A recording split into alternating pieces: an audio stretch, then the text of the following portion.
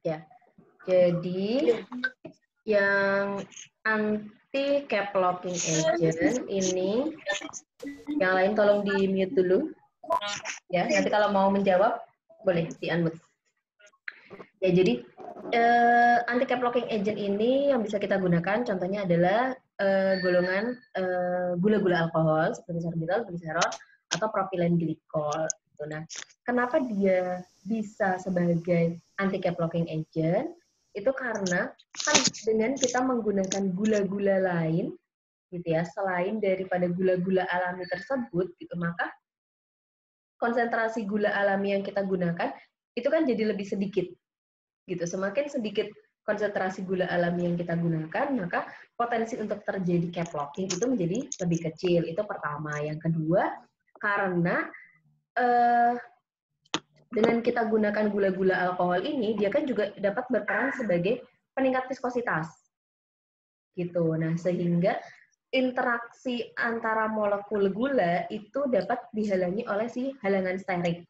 Gitu, sehingga peristiwa kristalisasi atau rekristalisasi itu dapat diminimalisir karena terjadinya halangan sterik tadi akibat dari golongan alkohol polihidrik gitu, atau gula-gula alkohol polihidrik ini gitu. Nah, biasanya itu dapat kita gunakan adalah sorbitol sekitar 15-20%. Selain itu untuk yang lain konsentrasinya nanti dilihat sendiri di Handbook of Pharmaceutical Excipient ya. Oke. Selanjutnya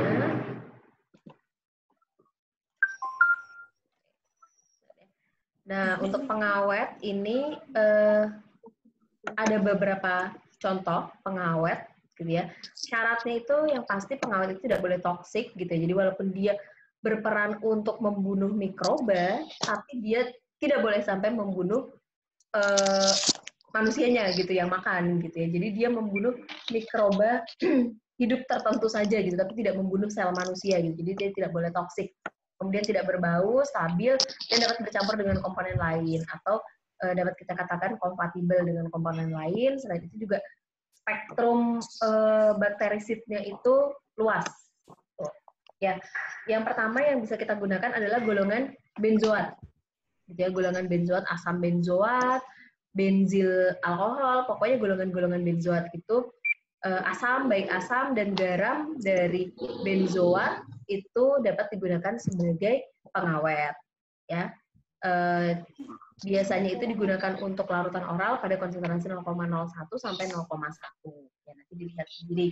Atau golongan paraben, baik metil paraben atau lebih kita kenal dengan nipagin, maupun juga propil paraben atau kita kenal sebagai nipasol gitu. Nah, tapi metil paraben dan propil paraben ini memiliki kemampuan bakterisit yang berbeda. Jadi spektrum membunuh bakterisitnya itu berbeda. Nanti coba dilihat di HOP ya, Handbook of Pharmaceutical Excipient gitu. Mana yang bisa untuk gram negatif, mana yang bisa untuk gram positif, atau malah bisa untuk kedua-duanya, gram positif maupun gram negatif. Nah, kalau metil paraben itu dia masih bisa sedikit larut di air gitu ya, karena kan dia gugus metilnya itu cuma 2, jadi kelarutannya di air masih cukup baik. Sedangkan propil paraben itu kan gugus metilnya sudah ada 3, ya kan, propil itu kan 3 gugus C, gitu ya. Jadi kelarutannya di air kurang baik, gitu. Jadi biasanya dia dilarutkan di propilen glikol, gliserol, ataupun dilarutkan di etanol, sedikit etanol. Biasanya seperti itu. Nah, dapar ini fungsinya untuk apa di dalam sediaan larutan, baik larutan oral maupun larutan yang lainnya. Ini fungsinya untuk menjaga dari stabilitas bahan aktif yang rentang pH stabilitasnya sempit. Gitu. Ya. Jadi kemarin kan juga sudah sempat diceritakan gitu ya bahwa kloramfenikol itu rentang pH stabilitasnya sempit gitu ya, dan dia itu degradasinya itu dia mengalami hidrolisis, tapi hidrolisisnya dipengaruhi oleh pH gitu. Jadi tidak murni hanya karena ada air gitu, tapi air pada pH tertentu itu dapat mengakibatkan terjadinya hidrolisis pada kloramfenikol. Nah, sehingga kita perlu menjaga si kloramfenikol ini tetap berada di rentang pH stabilitasnya. Nah, kita ngejaganya pakai apa gitu? Apakah dengan adjust pH atau dapar? Ada yang tahu bedanya adjust pH dan dapar? Ada yang mau jawab? bedanya adjust pH dan dapar? Bu Lutfi izin menjawab. Ya, Mbak Lutfi. Kalau adjust pH itu kita hanya menambahkan pH yang sesuai saja dari si larutannya itu. Kalau seandainya dia daparnya berarti kita sesuai larutan tersebut. Gimana? Kalau dapar?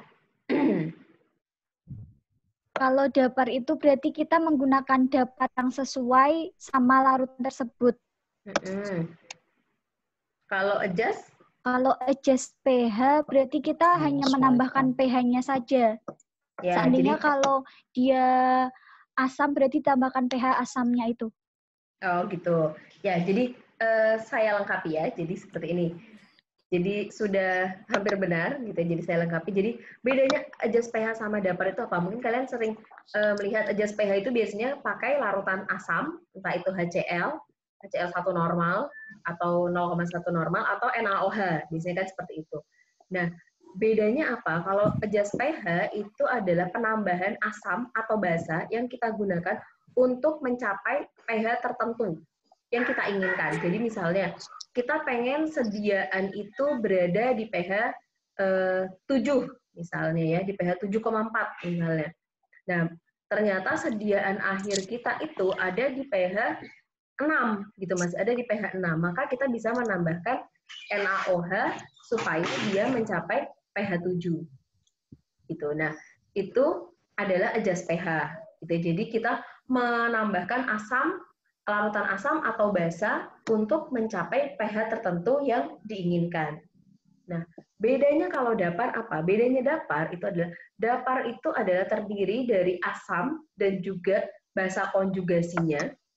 Ya, definisi dapar kan itu kan, larutan yang terdiri dari asam dan basa konjugasinya yang perannya adalah untuk menyangga. Namanya juga kan larutan penyangga. Menyangga itu kan berarti menjaga. Jadi membentengi, menjaga supaya nilai pH-nya itu tetap berada di rentang pH yang seharusnya. Gitu. Ya, jadi supaya dia tetap berada di rentang pH yang seharusnya. Biasanya rentang pH ini adalah rentang pH stabilitasnya gitu. Jadi kalau dia bergeser dari rentang pH tersebut, maka mungkin stabilitasnya itu akan berubah. Sehingga gimana caranya kita harus membentengi dia supaya dia tetap berada di rentang pH tersebut. Tidak boleh bergeser sedikit pun. Nah, itu pakainya dapar. Gitu. Kenapa pakainya bukan adjust pH? Karena kalau adjust pH itu dia kan hanya berperan untuk mencapai target pH tertentu, tapi dia tidak membentengi. Gitu. Jadi misalnya nanti terjadi penambahan asam atau basa sedikit, itu pH-nya bisa langsung berubah. Gitu ya. Itu kalau pakai adjust pH. Jadi kalau pakai adjust pH nih, tadi kan pH-nya pengennya 7. Terus gara-gara pH sediaannya baru 6, kemudian di-adjust supaya pH-nya 7, ditambahin NaOH. Dapatlah pH-nya 7. Ternyata dia mengalami penambahan asam gitu ya, sedikit penambahan asam, maka pH-nya dapat turun kembali gitu ya, berubah kembali gitu, cepat berubah. Lain halnya kalau kita menggunakan dapar gitu. Jadi kalau kita menggunakan dapar itu ibaratnya itu sudah kita pagerin gitu. Jadi ada penambahan asam atau basa sedikit yang berada di bawah nilai kapasitas daparnya, itu tidak akan merubah nilai pH dari sediaan kita. Gitu. Nah, ini biasanya tujuannya adalah untuk menjaga baik itu bahan aktif ataupun misalnya eksipien, tapi biasanya adalah bahan aktif karena terkait dengan efek farmakologisnya gitu ya. Jadi untuk menjaga supaya bahan aktif ini masih berada di dalam rentang pH stabilitasnya. Biasanya adalah karena dia pH stabilitasnya itu sempit gitu. Misalnya seperti chloramphenicol. Chloramphenicol itu rentang pH stabilitasnya tuh chloramphenicol kayaknya agak tinggi sih. Saya lupa. Ada bahan aktif yang rentang pH stabilitasnya mungkin hanya satu angka, jadi hanya 5 sampai 6. Itu rentang pH stabilitasnya. pH di bawah 5 itu dia bisa mengalami dekomposisi. pH di atas 6 itu juga dia mengalami dekomposisi. Gitu. Sehingga kita harus benar-benar menjaga supaya pH-nya ini tetap berada di rentang 5 sampai 6. Nah, caranya menggunakan apa? Ya caranya menggunakan dapar gitu. Jadi dia disangga, dibentengi supaya tetap berada di dalam pH stabilitasnya. Ya, jadi paham ya, itu bedanya antara adjust pH dan larutan dapar gitu. Nah, yang perlu dipertimbangkan adalah ketercampuran antara komponen daparnya dengan kandungan bahan-bahan lain di dalam larutan. Kemudian daparnya ini juga harus bersifat inert, jadi tidak boleh dia memberikan ketidakstabilan kepada komponen lain dan juga tidak toksik. Gitu. Jadi kemudian kapasitas daparnya ini juga harus diperhitungkan. Tadi kan saya menyinggung tentang kapasitas dapar. Apa itu kapasitas dapar? Kapasitas dapar itu adalah lambangnya itu beta. Nanti dibuka lagi kimianya ya. Beta itu kapasitas dapar ini yang menentukan kekuatan dia untuk menjaga pH. Semakin tinggi kapasitas dapar, maka semakin baik kekuatan dia untuk menjaga pH. Akan tetapi harus kita perhitungkan bahwa tidak semua sediaan itu bisa menggunakan kapasitas dapar yang tinggi. Misalnya untuk sediaan yang berkontak langsung dengan mukosa seperti tetes mata atau sediaan-sediaan steril lainnya, itu dia tidak boleh menggunakan kapasitas dapar yang tinggi. Gitu.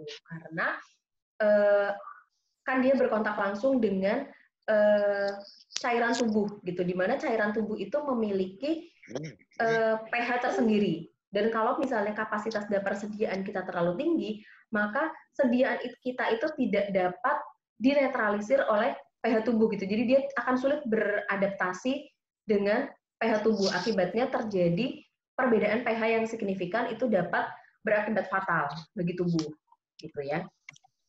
Oke. Nah, ini adalah beberapa contoh flavoring agent. Kita lewat saja. Pewarna, ya pewarna itu bisa macam-macam, bisa dari pewarna alam, pewarna sintetik. Pewarna alam itu klorofil, buah-buahan, atau sianin, dan sebagainya. Nah, tadi jadi yang harus diperhatikan dalam formulasi itu preformulasinya tentu, sifat fisika kimianya, kemudian teknik pencampurannya juga gitu. Jadi mana bahan yang dicampurkan terlebih dahulu, itu kita dapat semuanya dari studi preformulasi gitu. Jadi misalnya ada bahan yang misalnya kayak metilparaben, propilparaben, itu harus dilarutkannya di air atau di etanol, dicampur sama siapa, ditambahkan di awal atau di akhir. Nah, itu kan kita dapat dari studi preformulasi. Kemudian metode yang digunakan, metode pencampurannya, apakah mixer biasa atau high shear mixer, homogenizer, agitator, dan sebagainya. Ya, inkompatibilitas, stabilitas, dan juga pelabelannya harus sesuai. Nah, metode pembuatannya ada cara panas dan cara dingin. Saya paham ya, kalau cara panas tentu larutannya dipanaskan dulu, pelarutnya ya airnya dipanaskan dulu. Kalau cara dingin ya tanpa dipanaskan. Nah, ini adalah beberapa evaluasinya gitu ya. Jadi ini bahasa Inggris gitu ya, bahasa Indonesianya adalah kadar zat aktif, active draft, kemudian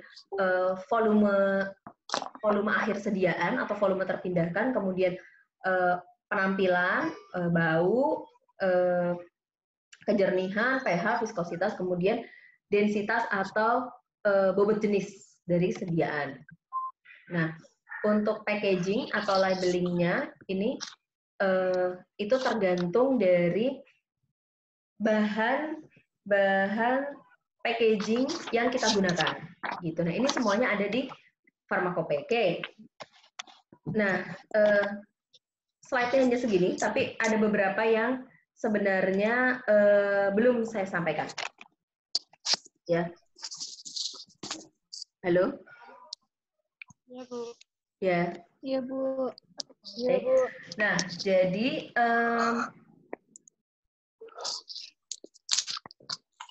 untuk ya tadi kan kita bahas tentang larutan. Nah, sebenarnya larutan itu tidak hanya larutan sejati. Ya, jadi oh ini kan belum praktikum ya, belum praktikum. Jadi larutan itu tidak hanya larutan sejati. Jadi larutan itu ada juga larutan modifikasi. Apa itu larutan modifikasi? Gitu ya. Jadi larutan modifikasi itu adalah kalau larutan sejati itu kan tadi di definisinya dia pembawanya hanya satu. Gitu ya, pembawanya itu si pelarutnya itu hanya satu pelarut dalam suatu sistem yang homogen. Sedangkan kalau larutan modifikasi itu pelarutnya itu tidak hanya satu, karena tadi kan disampaikan bahwa pelarutnya itu bisa aja nggak cuma air, tapi misalnya kombinasi dengan propilen glikol dan lain sebagainya. Nah, pada saat terjadi kombinasi itu, maka kita sebut larutannya adalah larutan modifikasi, gitu. Nah, larutan modifikasi ini kan tadi bahan-bahan tadi kita sebut sebagai kosolven, ya kan? Maka larutan modifikasinya ini peristiwanya kita sebut sebagai peristiwa kosolvensi, gitu ya. Jadi kita sebut sebagai peristiwa kosolvensi, yaitu pembuatan larutan dengan menggunakan kosolven selain menggunakan air, gitu. Jadi dia ada kombinasi antara air dengan pelarut-pelarut lainnya. Nah, yang paling sering teman-teman dengar mungkin eliksir. Eliksir itu adalah salah satu contoh kosolvensi.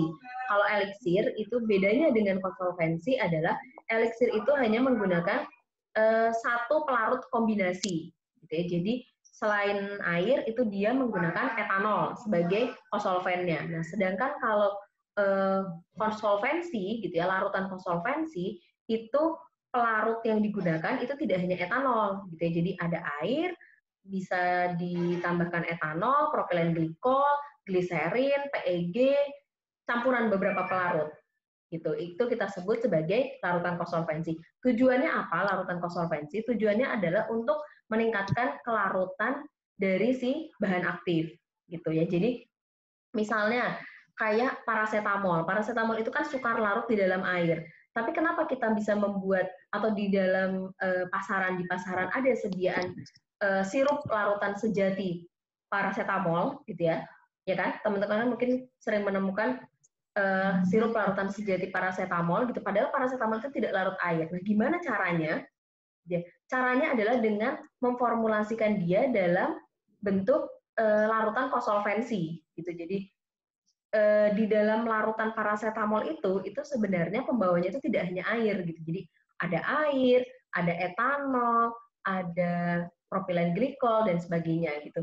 Mungkin kalau dulu itu lebih banyak eliksir, gitu kan. Tapi kan sekarang sudah mulai bermunculan ya non alkohol, gitu ya, sediaan paracetamol non alkohol, gitu kan. Nah, kok bisa tanpa alkohol tetapi dia dibuat sediaan larutan sejati. Nah, caranya berarti dia mungkin tidak menggunakan alkohol sama sekali, tetapi dia menggunakan alkohol polihidrik, gitu ya. Jadi alkohol turunan-turunan alkohol yang tadi seperti propilen glikol, gliserin, atau PEG 400, gitu. Jadi dia tidak menggunakan alkohol. Nah, kenapa sekarang penggunaan alkohol sudah mulai dikurangi untuk sediaan oral, gitu ya. Terutama kan biasanya kalau sirup paracetamol itu tujuannya untuk anak-anak ya.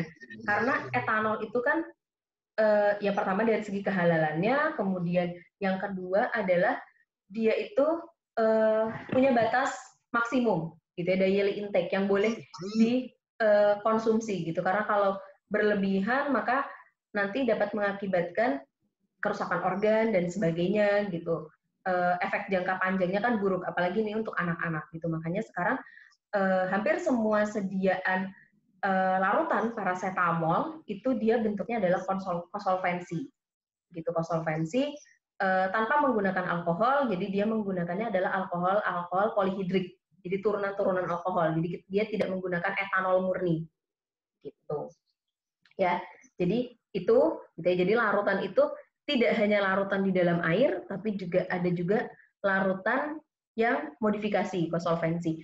Atau larutan itu sebenarnya juga tidak hanya larutan di dalam walaupun satu fase. Jadi larutan itu kan tadi satu fase ya.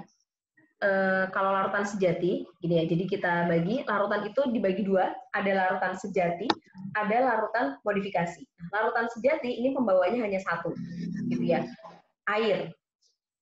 Ya. Jadi yang kita tadi sudah kita pelajari pembawanya adalah air, sedangkan larutan modifikasi itu pembawanya air dan teman-temannya, gitu ya, turunan alkohol maupun turunan alkohol. Nah, ternyata untuk larutan sejati pun itu tidak hanya pembawa air saja, gitu, tetapi ada juga larutan sejati yang pembawanya bukan air, tapi minyak.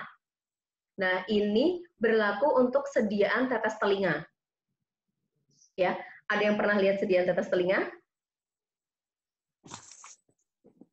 Ya, bisa dibayangkan kan kalau kita memberikan sediaan tetes telinga larutan tapi pembawanya air, itu kan akan menimbulkan rasa tidak nyaman, gitu ya, karena kita ketetesan air sedikit saja telinga kita tuh rasanya tidak nyaman, gitu.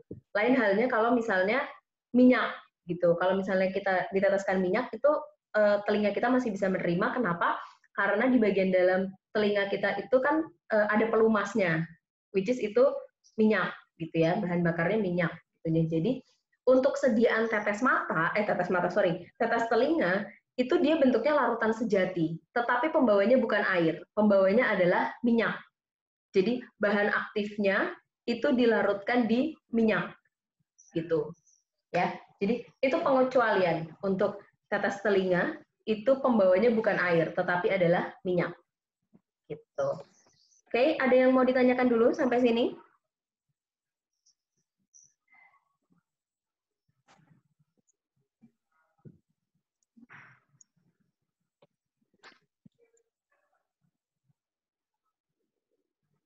Ada yang mau ditanyakan? Tidak ada? Tidak ada? Oke, Belum kalau ada, tidak, Bu. oke, kalau tidak ada yang ditanyakan, kita Ibu, ya. mungkin bisa dijelaskan terkait mekanisme halangan sterik tadi, Bu. Halangan sterik. Oke, jadi halangan sterik itu nanti akan kita jelaskan lebih detail di emulsi. Ya, jadi nanti sekalian ngejelasin di emulsi aja. Karena di emulsi itu kita akan banyak berbicara tentang polimer-polimer. Gitu ya, halangan sterik. Oh, berarti ya. halangan sterik itu dapat meningkatkan stabilitas ya, Bu? Ya, jadi halangan sterik itu dapat meningkatkan stabilitas dari sediaan. Nah, mekanisme detailnya seperti apa, nanti akan saya jelaskan di emulsi. Ya, makasih ya, Bu. Ya, oke.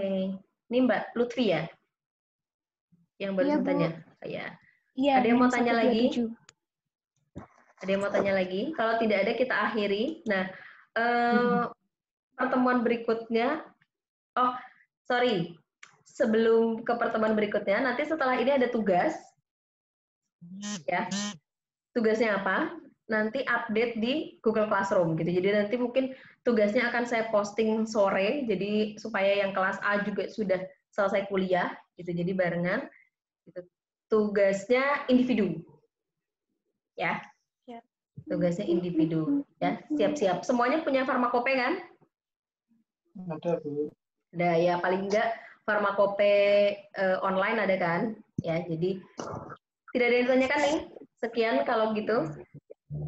Kuliah hari ini. Ya, tidak ada yang ditanyakan? Enggak. Oke, Belum sekian ada, kuliah Bu. hari ini. Bu. Kita tutup. Terima kasih atas Sama-sama, Bu. kebersamaannya. Ya, semoga sehat selalu semuanya. Jaga kesehatan. Amin. Ya, oke. Kita tutup. Assalamualaikum warahmatullahi wabarakatuh. Waalaikumsalam. Terima kasih, Bu. Oke.